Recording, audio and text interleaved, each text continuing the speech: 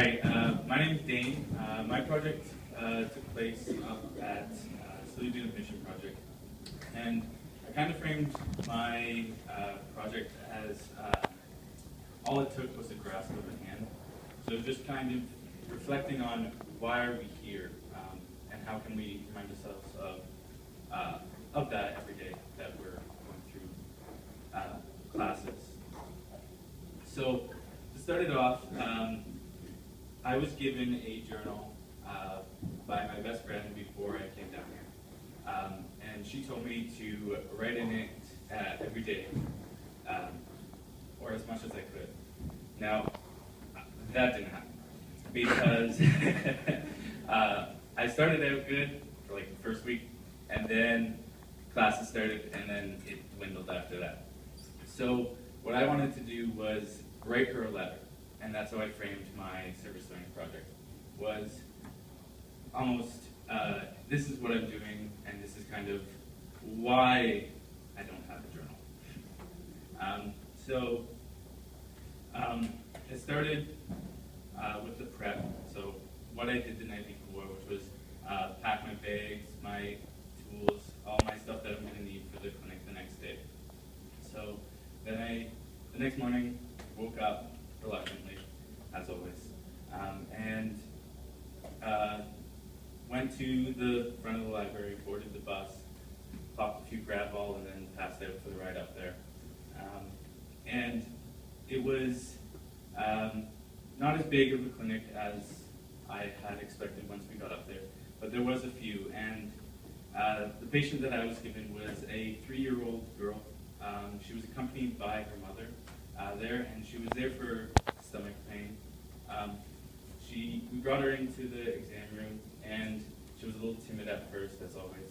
And then all it really took was a smile on my face to put a smile on hers, which really put her at ease, her mom, and made the interview go a lot quicker and more smoothly, actually.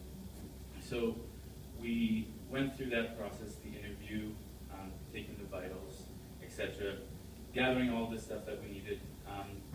But in the back of my head, I was always thinking, be prepared for anything. Because the clinic before that, we were just as quiet, not very many patients. And right before we were about to leave, we get a call regarding an individual that was coming in under severe distress. So he comes in, and we have the experience of hearing CPR being done in the next room. Unfortunately, he passed away that day. So going into it, I wanted to be prepared in the event that happened again. Even though this patient didn't look like she was in distress, we always had to be prepared for what if something happens that we don't foresee. And so going through the interview and the process, I kept that in mind and kept on reliving that experience. And then we waited to see the physician, as is custom in the Salute Mission Project. And during that time, I was actually able to play hide and seek with the little girl, which she liked as much as I did. And then when we were called for the doctor, she goes and she grabs my hand.